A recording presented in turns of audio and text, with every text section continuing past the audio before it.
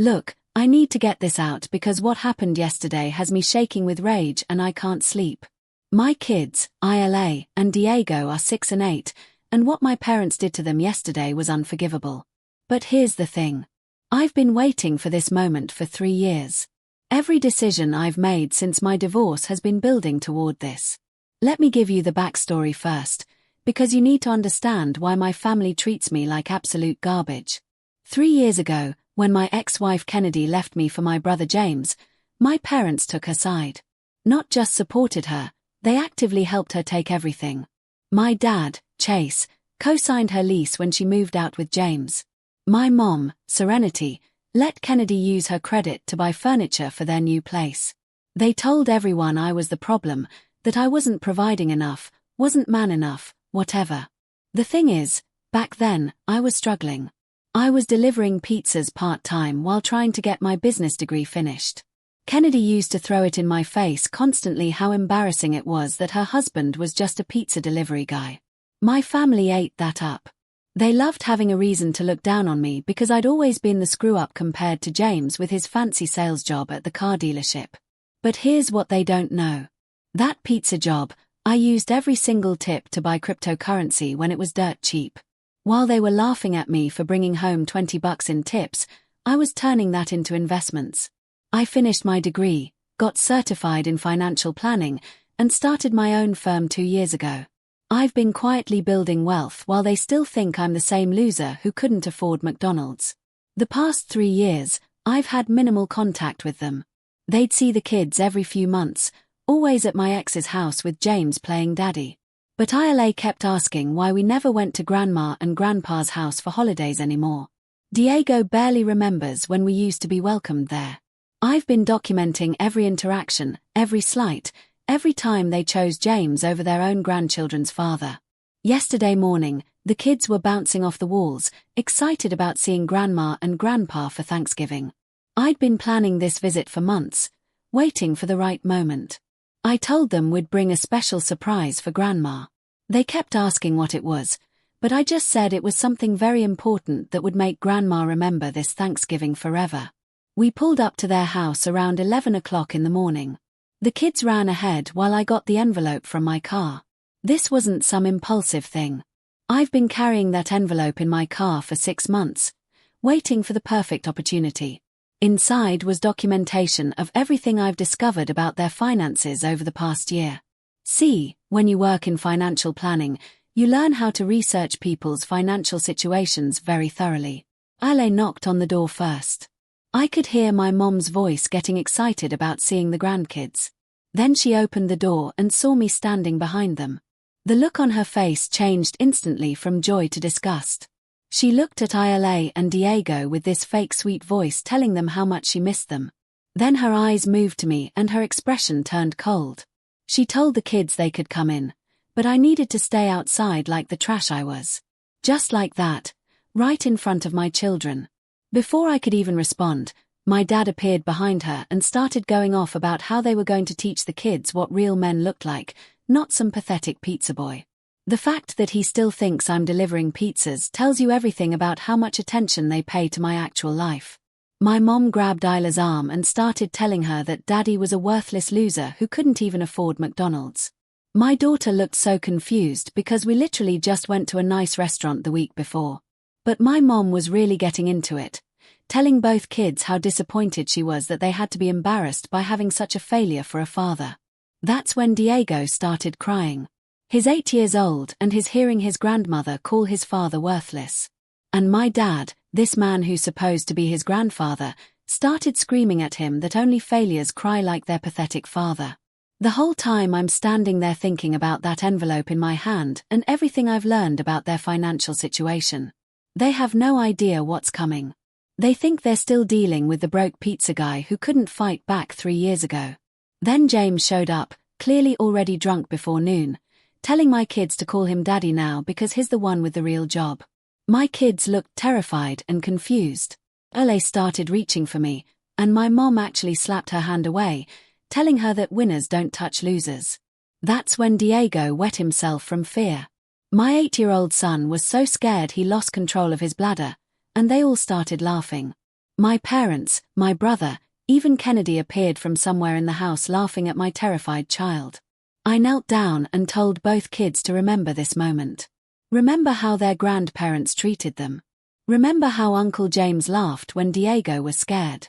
Remember all of it. Then I stood up and handed my mother the envelope. I need to stop here because I'm getting worked up again just thinking about what happened next. Part 2 coming soon because the real fireworks started after she opened that envelope. Update 1. First off, thank you to everyone who commented on my last post. Reading your responses helped me realize I'm not crazy for what I'm doing. Some of you asked what was in the envelope. Buckle up because this is where it gets interesting. So, there I was watching my mother tear open the envelope while my kids were still crying from being humiliated by their own grandparents. She pulled out the papers and I watched her face go from smug superiority to confusion to absolute panic in about 30 seconds. What she was looking at was documentation of their entire financial situation. See, when you work in financial planning, you learn how to research people's credit reports, property records, and financial obligations. It's all public information if you know where to look and have the right certifications. I'd spent months putting together a complete picture of their finances. The first page showed their current mortgage situation. They refinanced their house 18 months ago and took out a massive amount of equity. The second page showed their credit card debt, over $40,000 across 6 different cards. The third page was their monthly expenses versus their actual income. My dad snatched the papers from my mom and started going through them.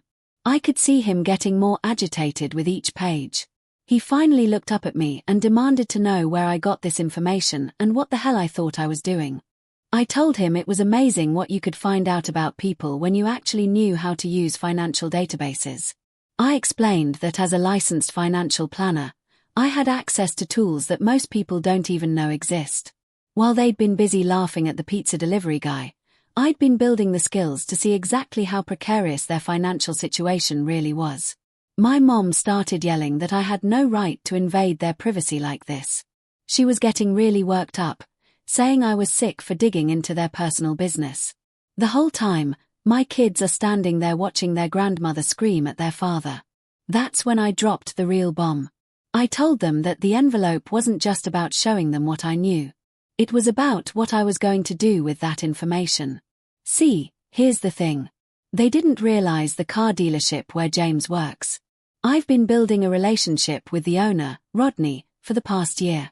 He's been a client of my financial planning firm. We've worked together on his retirement planning and his kids' college funds.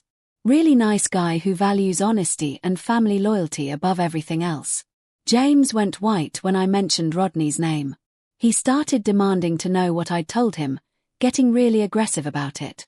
I explained that I hadn't told him anything yet, but I'd been thinking about having a conversation about family values and what happens when someone destroys their brother's marriage. My dad jumped in defending James, saying he didn't destroy anything and that Kennedy left me because I was a failure who couldn't provide for her. He was getting really heated, going on about how James stepped up and gave Kennedy the life she deserved. I let him finish his whole speech about how James was the better man. Then I pulled out my phone and showed them screenshots of James's Instagram from 2 years ago.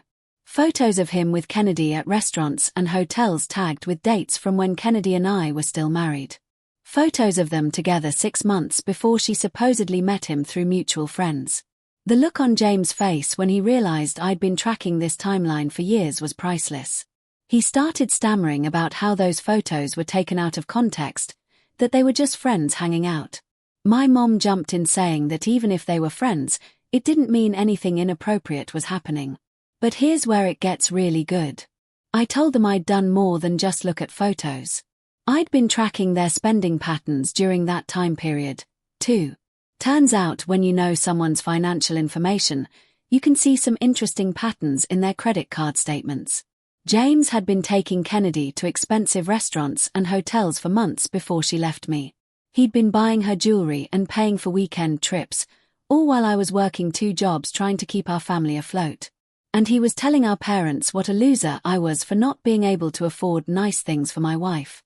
My mom started getting defensive, saying that maybe James was just helping Kennedy through a difficult time in her marriage. She was really reaching, trying to make it sound like James was being a good friend instead of systematically undermining my marriage. I told her that helping someone through a difficult marriage doesn't usually involve booking hotel rooms together. That shut her up pretty quickly.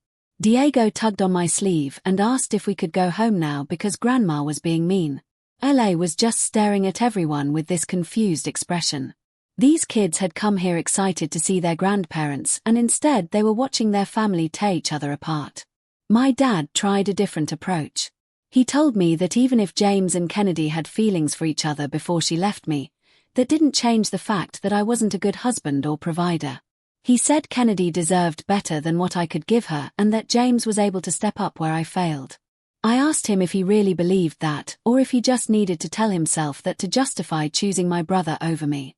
I asked him how it felt knowing that while he was lecturing me about being a man and providing for my family, James was spending thousands of dollars on my wife behind my back. The thing is, I could see that my dad was starting to realize the implications of what I was showing them.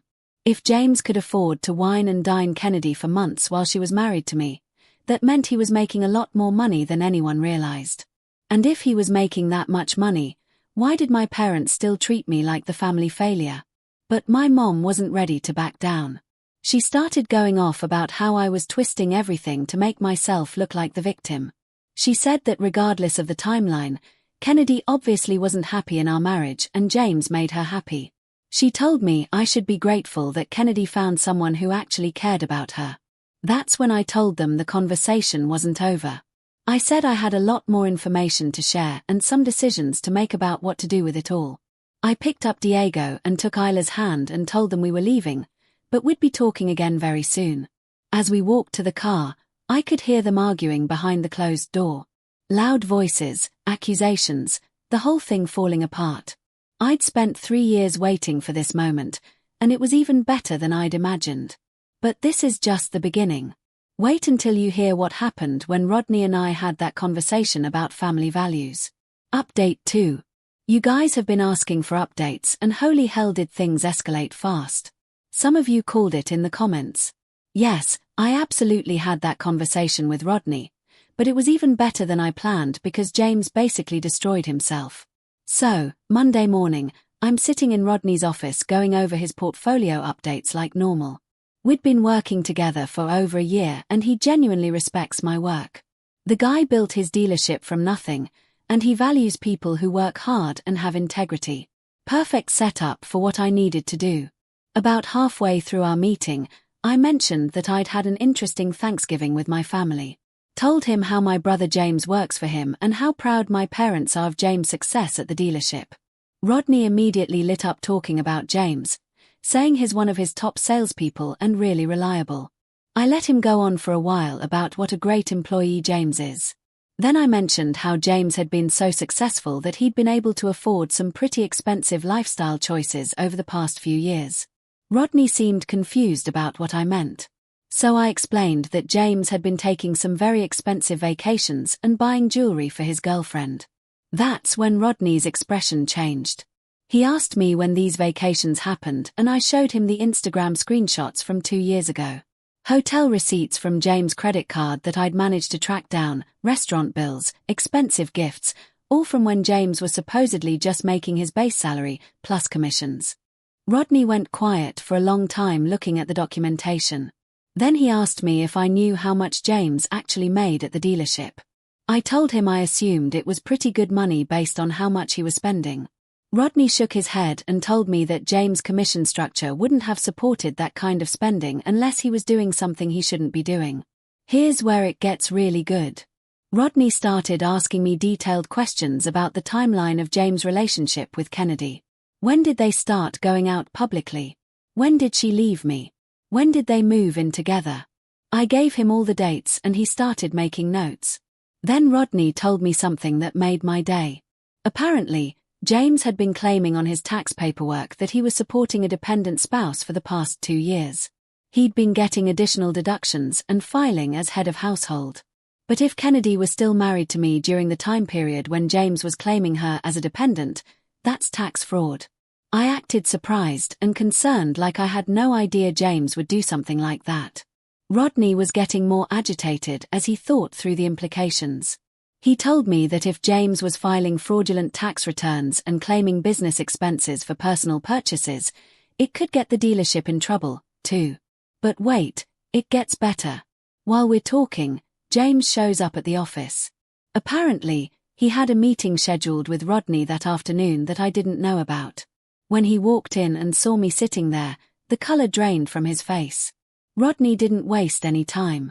He told James to sit down because we needed to discuss some concerns about his tax filings and expense reports. James immediately got defensive, asking why I was there and what this had to do with me. Rodney explained that I'd brought some information to his attention about James' spending patterns and relationship timeline that didn't match up with the paperwork James had filed. He asked James directly when he and Kennedy had started their relationship and when she'd moved in with him. James started stumbling over his words, trying to give vague answers about how their relationship developed naturally over time. Rodney wasn't having it. He pulled out James' tax returns from the past 2 years and asked him to explain how he could claim Kennedy as a dependent when she was married to someone else. That's when James made his biggest mistake. Instead of trying to explain or apologize, he got aggressive with Rodney. He started yelling about how his personal life was none of the dealership's business and how I was just trying to cause trouble because I was jealous of his success. Rodney let him finish his rant, then told him that filing fraudulent tax returns absolutely was the dealership's business because it implicated them in potential tax fraud. He said that claiming false business expenses and dependents could trigger an audit that would affect the entire business. James turned to me and started screaming about how I was destroying his life over a woman who didn't want me anyway. He was going on about how I couldn't handle that Kennedy chose him and that I was pathetic for trying to ruin his career out of spite. I just sat there calmly and let him dig his own grave. Rodney was watching this whole meltdown with increasing disgust. When James finally stopped yelling, Rodney told him that his behavior right now was exactly why he couldn't trust him to represent the dealership anymore. James tried to backtrack, saying he was just stressed and that we could work everything out. But Rodney had already made up his mind. He told James that effective immediately, he was suspended pending a full review of his sales records and tax filings.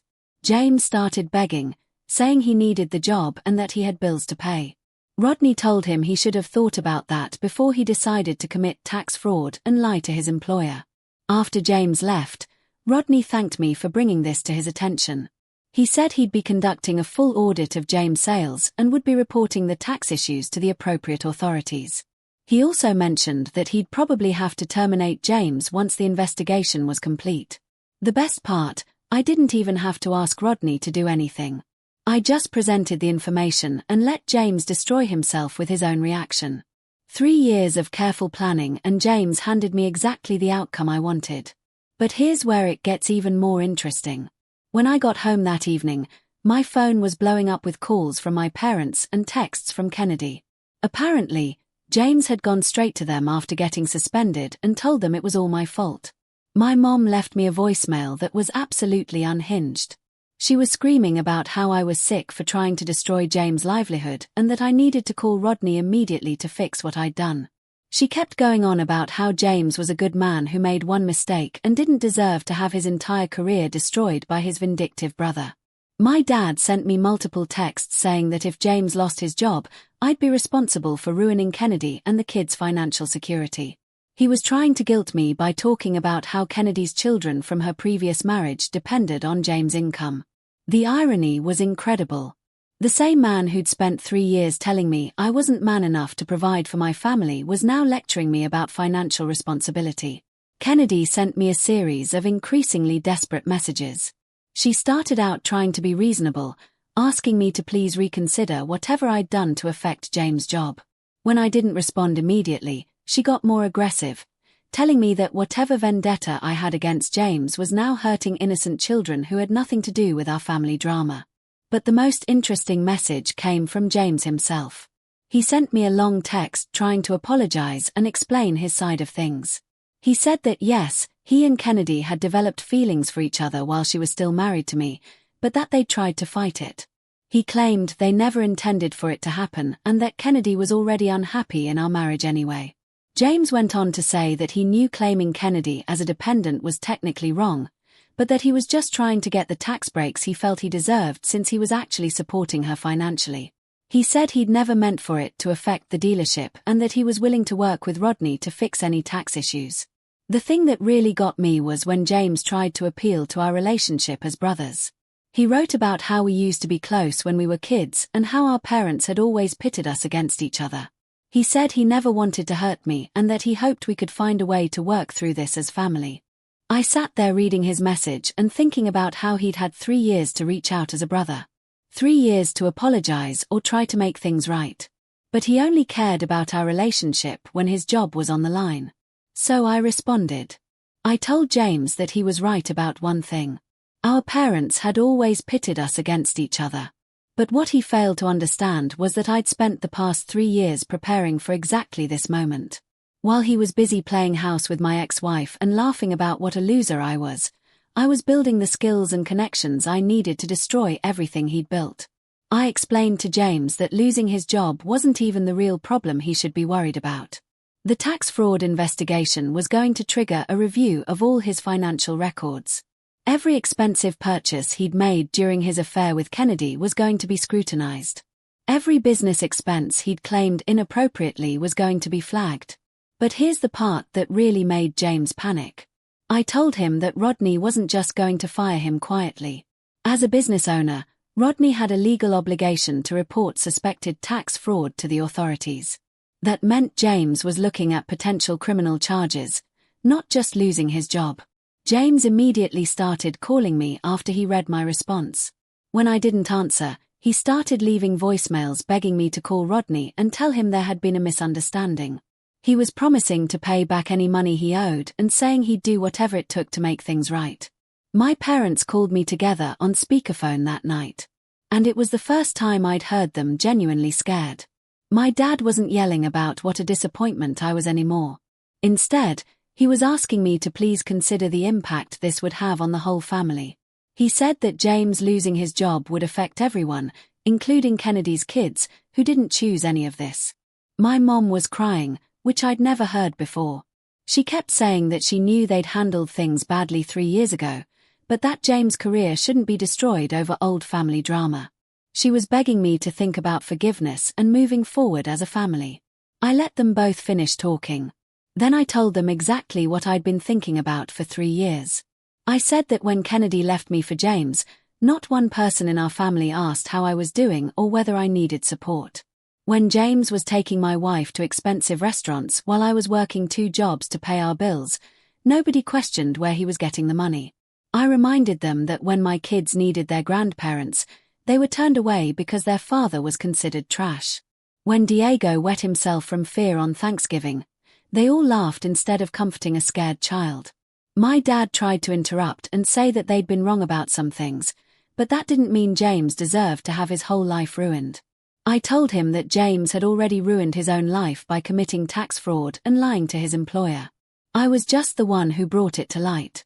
The conversation ended with my mom telling me that if I didn't fix this situation with James' job, I'd be destroying any chance we had of being a family again.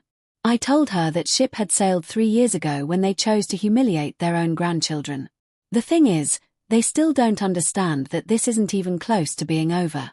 James losing his job is just the beginning. I've been planning this for 3 years and I'm nowhere near done. Wait until you hear what happened when my parents tried to mortgage their house to help James. Final update. All right, you've all been waiting for this final update and I'm still shaking with adrenaline from what went down. Remember how I mentioned my parents trying to mortgage their house to help James? Well, that's where my 3 years of planning really paid off. 2 days after my conversation with my parents, my dad called me trying to sound casual. He asked if I knew anything about property values in their neighborhood because they were thinking about refinancing their mortgage to get some cash out for home improvements. I knew exactly what they were really planning, but I played along and told him that was interesting timing. My dad went on this whole speech about how they'd lived in that house for 25 years and built up a lot of equity. He said they were thinking about taking out maybe 40 or 50,000 to do some renovations that would increase the property value even more. The whole time he's talking, I'm thinking about the research I'd done on their financial situation over the past year. See, here's what my parents didn't know. When I'd been building my financial planning business, I'd made it a point to establish relationships with loan officers at every major bank in our area. Professional networking, I called it. But really, I was gathering information about lending practices and building a network of contacts who trusted my financial expertise. About 8 months ago, I'd started having conversations with these loan officers about problematic refinancing applications they'd been seeing. I'd mentioned concerns about people trying to take cash out of their homes to cover gambling debts or other financial problems. I'd shared some hypothetical scenarios about how predatory lending was affecting older homeowners who were making desperate financial decisions. My dad finished his explanation about the refinancing and asked if I thought it was a good idea. I told him that refinancing could be tricky, especially for people who might be stretching themselves financially. I mentioned that banks were being really careful about cash-out refinances these days, particularly for borrowers who might be taking on debt they couldn't handle. He got defensive immediately, saying they weren't in any financial trouble and just wanted to improve their home. I told him that was great, but banks would still want to see a solid debt-to-income ratio and proof that they could handle the additional monthly payments. That's when my dad got quiet. He asked me what banks typically looked at during the refinancing process. I explained that they'd want to see all credit card statements, proof of income, and a detailed breakdown of monthly expenses. They'd also look at any recent large purchases or changes in spending patterns that might indicate financial stress. My dad tried to change the subject, but I could tell he was getting worried. I asked him if they'd paid down their credit cards recently since that would help with their debt-to-income ratio. He mumbled something about working on it and ended the call pretty quickly. The next morning, my mom called me in full panic mode. She was crying and asking me to please help them figure out what to do about James' situation. She said they'd applied for a refinance, but the bank was asking for documentation they weren't prepared to provide. I acted concerned and asked what kind of documentation they needed. My mom explained that the bank wanted to see 3 months of credit card statements and bank records. They also wanted explanations for several large cash advances and transfers that had happened over the past year. Here's where my planning really came together. See, when I'd been researching my parents' finances, I discovered they'd been sending James money regularly for almost 2 years. Cash advances from credit cards, transfers from their savings account, even a few loans from their retirement fund.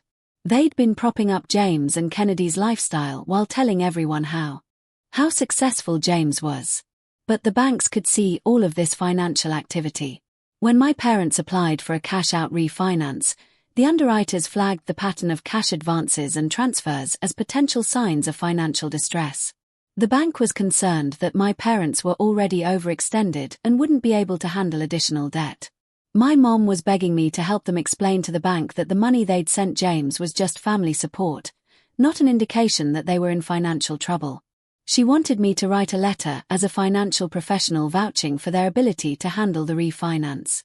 I told my mom that I couldn't ethically write a letter like that without reviewing their complete financial situation first. I said that if they wanted my help, they'd need to come to my office and go through a thorough financial planning session where we'd look at all their assets, debts, and cash flow. My dad got on the phone and started arguing that they didn't need a financial planner. They just needed help explaining their situation to the bank. He was getting really agitated, saying that I was making this unnecessarily complicated when all they needed was a simple letter. I told him that putting my professional license on the line by vouching for someone's financial stability wasn't simple at all. I explained that if I wrote a letter recommending them for a loan they couldn't afford, I could lose my certification and face professional sanctions. That's when my mom broke down completely. She admitted they'd been sending James money for almost 2 years because his car payments and rent were more than he could afford on his commission income. She said they'd maxed out 3 credit cards and taken early withdrawals from my dad's retirement account to help keep James and Kennedy afloat. My dad tried to shut her up, but my mom kept talking. She said they'd been hoping James' income would increase enough for him to start paying them back. But now that he'd lost his job, they had no way to recover the money they'd loaned him. I sat there listening to them fall apart and thinking about how they'd spent 3 years telling everyone what a failure I was while secretly bankrolling my brother's fake success. Every expensive dinner, every piece of jewelry James bought Kennedy, every vacation they took, My parents had been paying for it all while James took credit. My mom asked me if there was any way I could help them get approved for the refinance. She said they needed the money to cover their credit card payments and help James with his bills until he found another job. She was essentially asking me to help them dig themselves deeper into debt to continue supporting the brother who destroyed my marriage. I told them I'd think about it and get back to them. That afternoon, I called the loan officer handling their application. I'd worked with him on several client refinances and he trusted my professional opinion. I told him I'd heard through family that my parents were applying for a cash-out refinance and wanted to give him some context about their situation. I explained that my parents had been supporting my unemployed brother financially and that they might not be completely honest about their financial obligations. I suggested he might want to look carefully at their debt-to-income ratio and cash flow patterns to make sure they could actually afford the additional debt. The loan officer thanked me for the information and said he'd been concerned about some of the financial patterns he'd seen in their application. 2 days later, my parents' refinance application was denied. My dad called me screaming about how the bank had rejected their application without explanation. He was demanding that I call the loan officer and find out what had gone wrong. He said they'd been banking there for 15 years and deserved better treatment than this. I told him that banks weren't required to approve loans for people who couldn't afford them, regardless of how long they'd been customers. I suggested that maybe being rejected for additional debt was actually protecting them from getting into a worse financial situation. My mom got on the phone and started begging me to co-sign a personal loan so they could get the money they needed. She said they'd lost their chance to refinance the house, and now they needed another way to help James cover his bills until he found work. I told her there was no way I'd co-sign a loan for people who'd already proven they couldn't manage their existing debt. I pointed out that they'd spent 2 years secretly funding James' lifestyle while telling everyone I was the financial failure in the family. My dad started yelling about how James was family and that family members help each other during difficult times.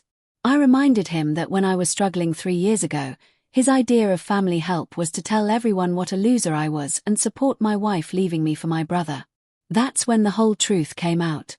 My mom admitted that they'd been so embarrassed by my pizza delivery job that they'd been desperate to have at least one successful son. When James started dating Kennedy and seemed to be doing well financially, they'd convinced themselves that supporting him was an investment in the family's reputation. My dad said they'd never intended for me to get hurt, but that Kennedy seemed happier with James and they'd thought it was better for everyone if they supported the relationship that was working. He actually said that they'd hoped I'd eventually find someone more suited to my income level. I sat there listening to them admit that they'd destroyed my marriage and spent 2 years bankrupting themselves to maintain the illusion that James was successful. They'd humiliated their own grandchildren to protect their investment in their preferred son's fake lifestyle. My mom was crying and asking me to please help them figure out how to pay their bills now that they couldn't get the refinance. She said they were facing foreclosure on their house within 6 months if they couldn't find a way to catch up on their mortgage payments. I told them they'd created this situation by choosing to support James instead of being honest about his financial problems. I said that maybe losing the house would teach them the same lesson about financial consequences that they'd thought I needed to learn 3 years ago. My dad called me heartless and said that I was destroying the family out of spite.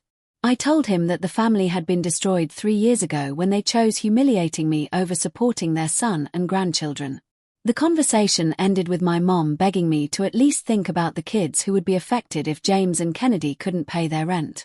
I told her that my kids had been affected when their grandparents called their father trash and laughed when they were scared.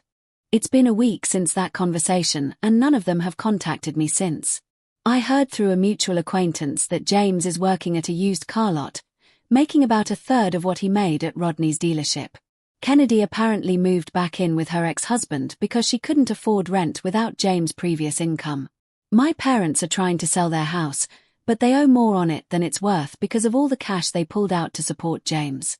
They're looking at a short sale that will destroy their credit and leave them with no assets for retirement. 3 years ago, they told me I wasn't man enough to provide for my family. Now, they're learning what it really means to lose everything. The difference is I spent those 3 years building myself back up while planning for this moment. They spent those same 3 years digging themselves into a hole they can't climb out of. My kids ask me sometimes why we don't see grandma and grandpa anymore. I tell them that sometimes people make choices that hurt the people who love them and there are consequences for those choices. They're young, but they're learning that actions have real results. I'm not sorry for what I did. They made their choice 3 years ago, and I've been waiting ever since for the chance to show them what consequences really look like.